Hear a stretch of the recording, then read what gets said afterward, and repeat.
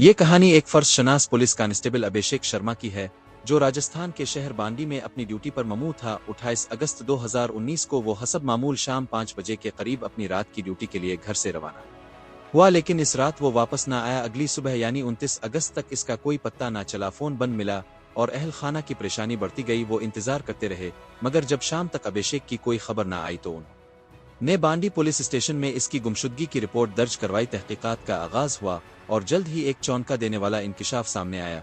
अभिषेक 28 तारीख को अपनी ड्यूटी पर आया ही नहीं था। इसका मोबाइल लोकेशन 136 किलोमीटर दूर सिवाई माधोपुर के करीब विजयगढ़ किले के आसपास पाया गया। पुलिस और घर वालों के लिए ये एक बड़ा सवाल बन गया कि वो इतनी रात गए इस सुनसान इलाके में क्या कर रहा था। तफ्तीश के दौरान मालूम हुआ कि अभिषेक की इज़्दवाजी जिंदगी मुश्किलात का शिकार थी और इसकी बीवी देविया से इसका रिश्ता इतना बिगड़ चुका था कि अदालत में तलाक की दरखास्त दी जा चुकी थी। लेकिन मामला यहाँ खत्म नहीं होता। कॉल डिटेल से पता चला कि अभिषेक का राब्ता एक और औरत श्यामा शर्मा से था, जो कोई और नहीं बल्कि इसकी बीवी देविया की सौतेली बहन थी। श्यामा और अभिषेक के दरमियान एक गहरा और नाजायज रिश्ता कायम हो चुका था, जो न सिर्फ खानदान में इंतशार का बायस बना बल्कि देविया के दिल को भी तोड़ गया। ये ताल्लुक इतना आगे बढ़ चुका था कि अभिषेक देविया को छोड़ने को तैयार न था और न ही श्यामा को, लेकिन श्यामा का दिल अब किसी और के लिए धड़कने लगा था, नवीद नामी नौजवान के लिए जिसे वो शादी करना चाहती थी। अभिषेक की मौजूदगी इसके लिए रुकावट बन चुकी थी, चुनांचे इसने नवीद के साथ मिलकर एक खूनी मंसूबा बनाया। 28 अगस्त की रात इसने अभिषेक को विजयगढ़ किले में बुलाया, जहां नवीद पहले से धात लगाए बैठा था। दोनों ने मिलकर अभिषेक का गला गिवंटा,